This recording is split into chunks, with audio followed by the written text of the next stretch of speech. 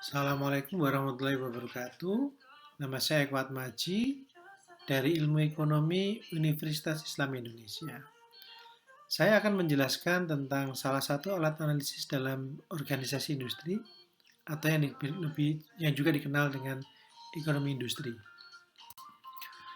Alat analisis itu adalah Structure, Conduct, dan Performance. Dalam menganalisis ekonomi industri, ada alat analisis yang disebut dengan SCP analysis atau Structure Conduct Performance Analysis. Alat analisis ini sebenarnya sudah cukup lama, sekitar tahun 50-an, tapi masih dipakai sampai sekarang.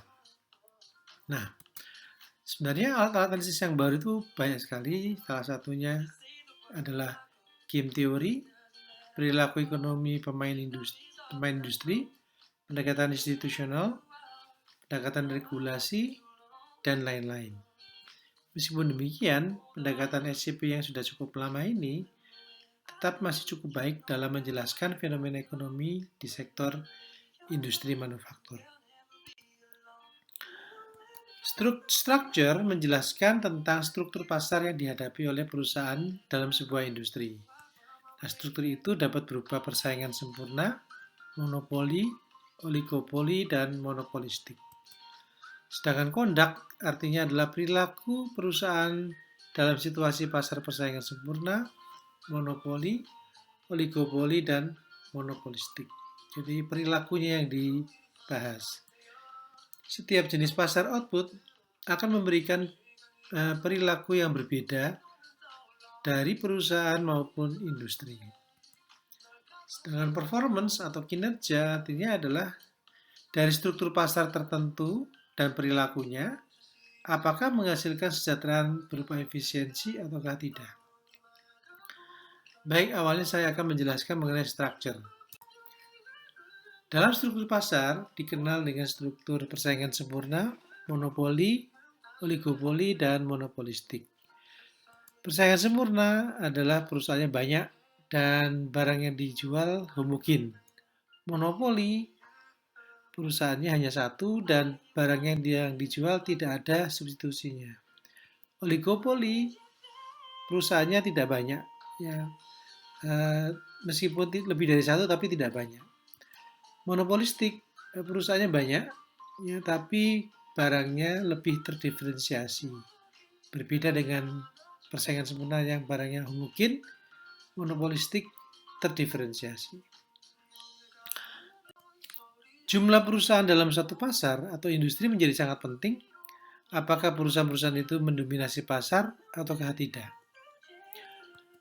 Dominasi pasar tersebut berarti adanya market power dari perusahaan.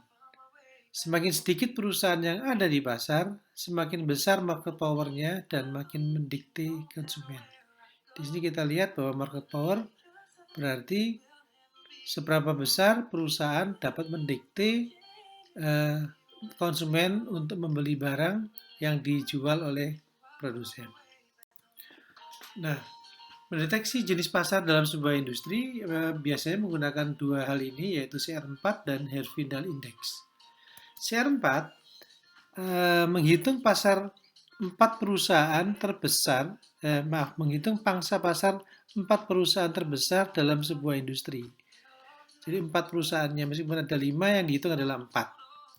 Sedangkan Herfindahl Index menjumlahkan pangsa pasar kuadrat pada tiap perusahaan yang ada.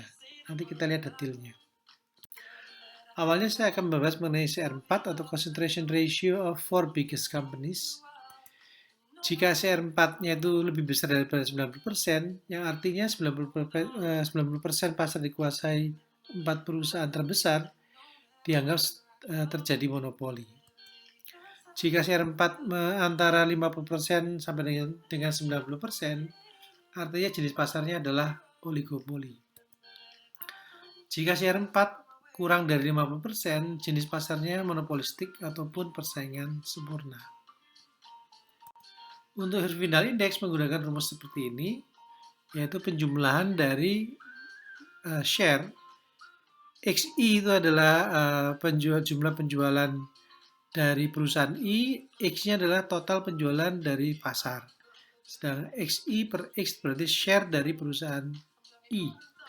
Detailnya adalah seperti ini, yaitu X1 per X kuadrat adalah milik perusahaan 1, X2 per X kuadrat milik perusahaan 2, dan seterusnya sampai dengan Xn per X kuadrat merupakan milik dari perusahaan N. Nah, semakin tinggi Herfindahl Index, pasar semakin terkonsentrasi ke satu perusahaan. Semakin rendah Herfindahl Index, pasar semakin kurang terkonsentrasi. Artinya pemainnya banyak. Nah, Herfindahl Index banyak digunakan untuk mengukur market power dalam sebuah pasar atau industri. Jika ada 10 perusahaan, maka nilai HI terendah adalah 0,1. Sedangkan jika ada 4 perusahaan yang ada, maka nilai HI-nya yang terendah adalah 0,25. Sedangkan nilai Herfindahl Index tertinggi adalah mendekati 1, yang berarti paling terkonsentrasi. Hanya didominasi oleh satu perusahaan, sedang perusahaan lainnya sangat-sangat kecil peranannya. Nah, saya berikan contoh sedikit ya mengenai baterai berenergi tinggi, di mana saya hitung nilai HI-nya adalah 0,44. Itu adalah tahun 2014. Pelakunya hanya 3 produsen, yaitu ABC dengan Alkaline, Eveready dengan Energizer, dan Duracell. Ya.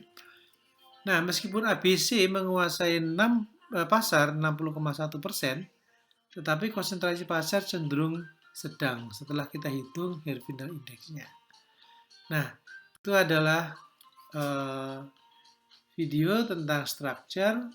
Untuk berikutnya akan saya upload tentang conduct, yaitu lanjutan dari structure.